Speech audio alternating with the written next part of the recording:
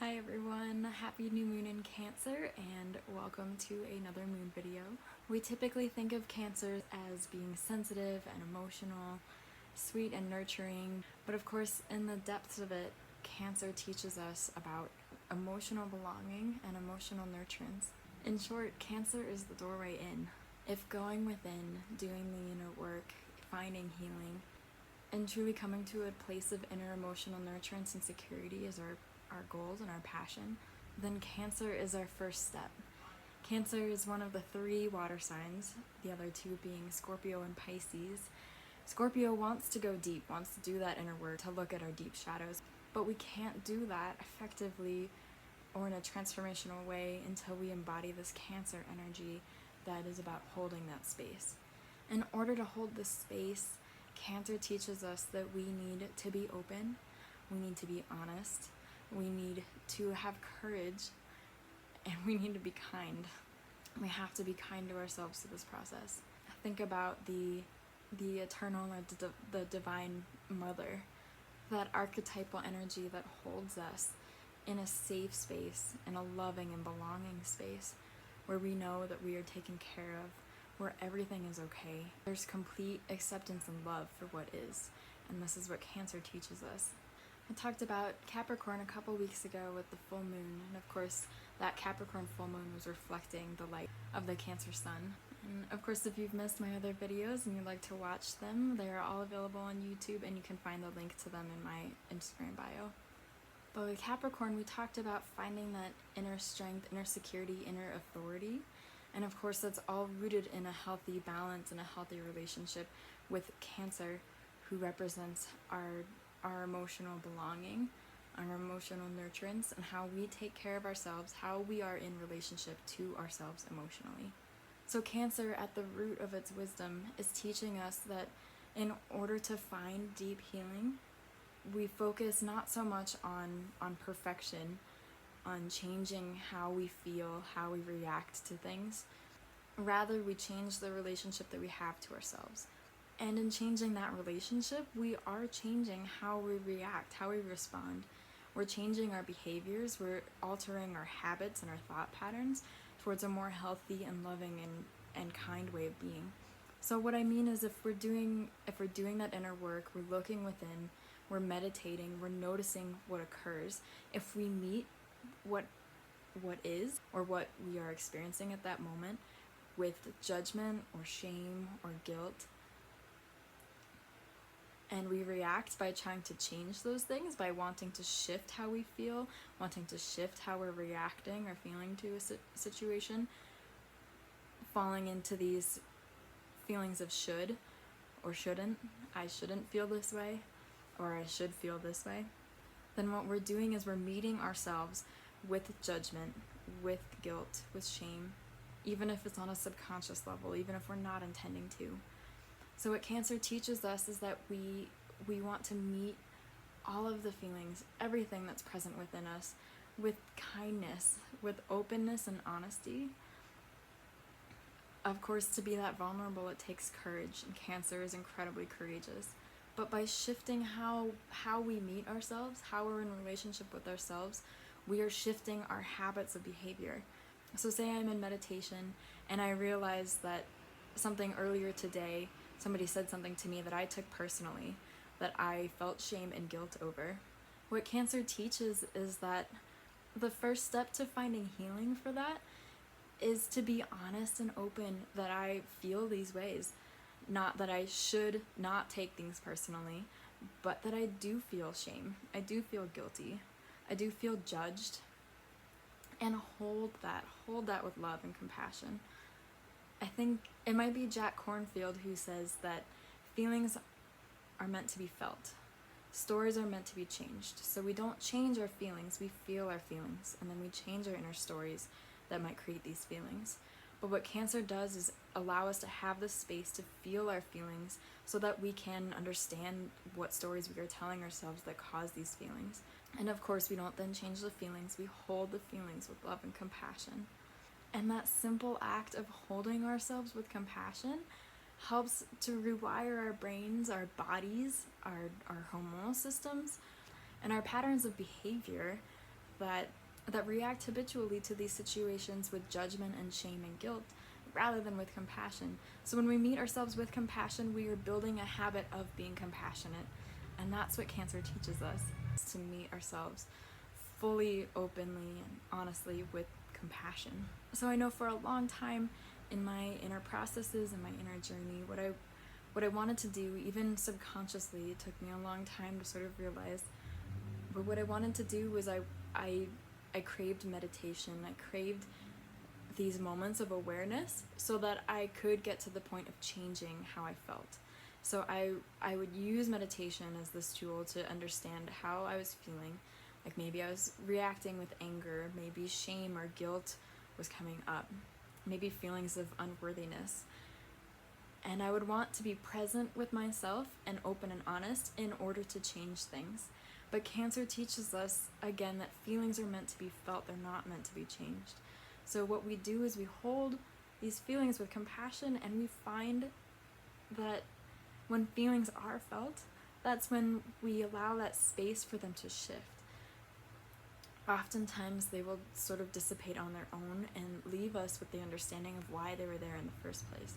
And then, of course, after Cancer comes Scorpio, who does take us deep into those stories, deep into that understanding, so that we can shift things in a deeper level. But we must be able to meet ourselves with compassion first.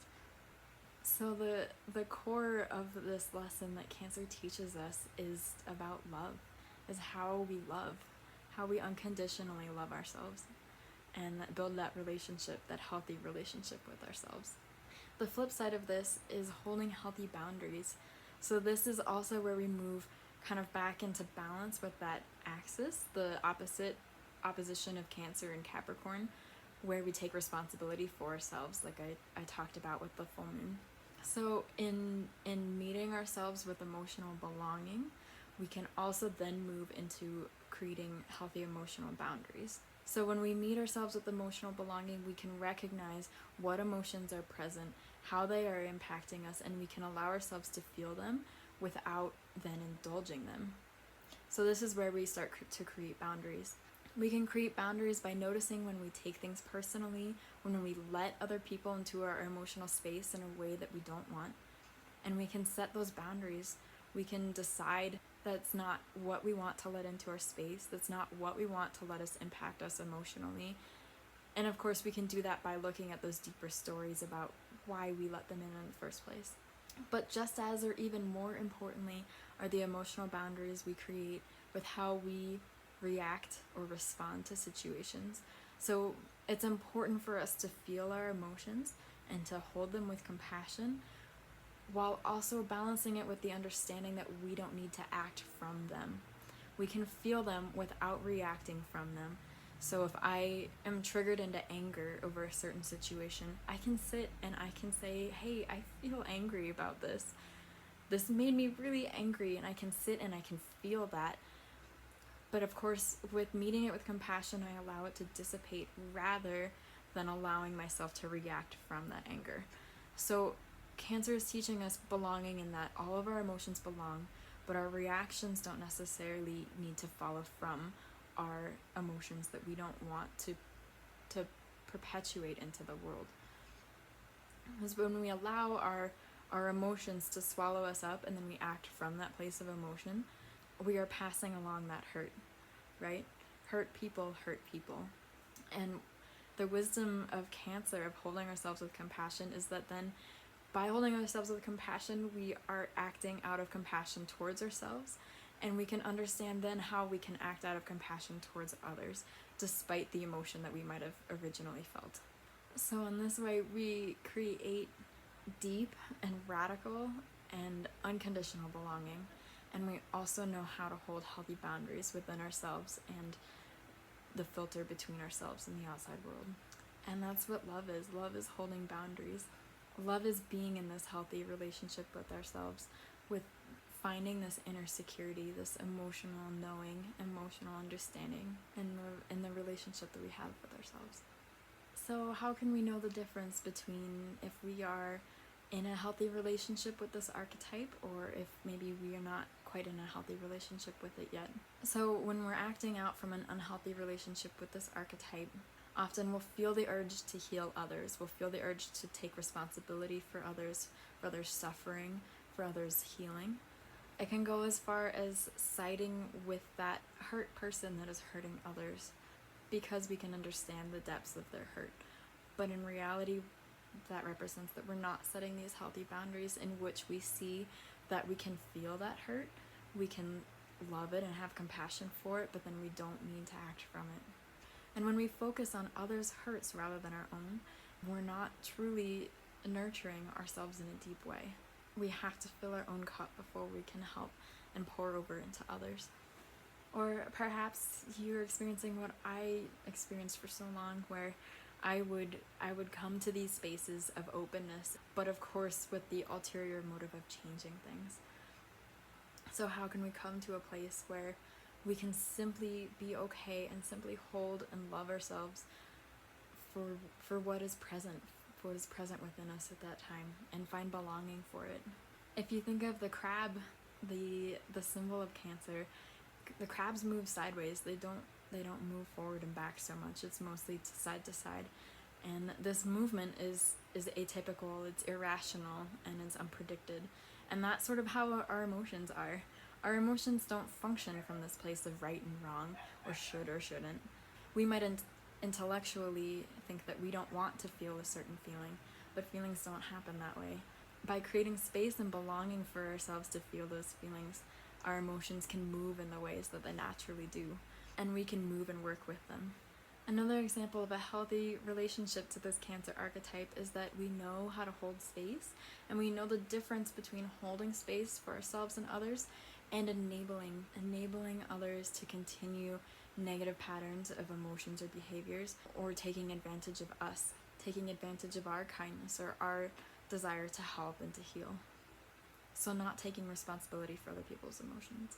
We have a healthy relationship with this archetype when we know that we need to fill our own cup before we can pour into others. Which leads me into my last example of having a healthy relationship with this archetype. It's moving from this idea of being perfect, of acting perfect, or feeling our emotions in a perfect way. So always feeling happy or accepting or forgiving or loving.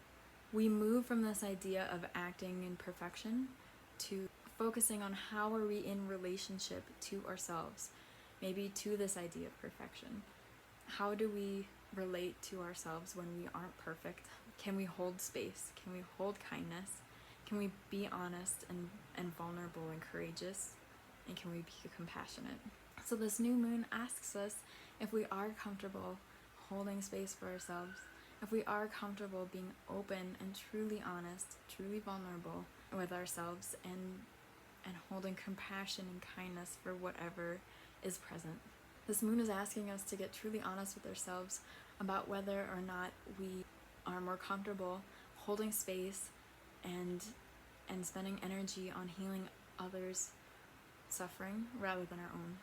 And of course, it's asking us if we can truly hold what we feel with compassion rather than an ulterior motive of trying to change it.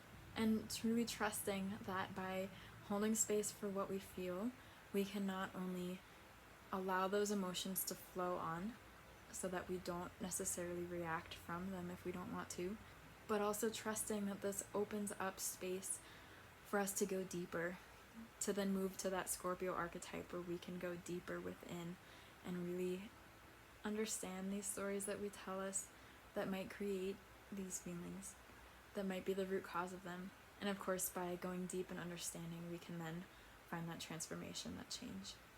So thank you so much for being with me and partaking in this healing journey with this new moon in Cancer.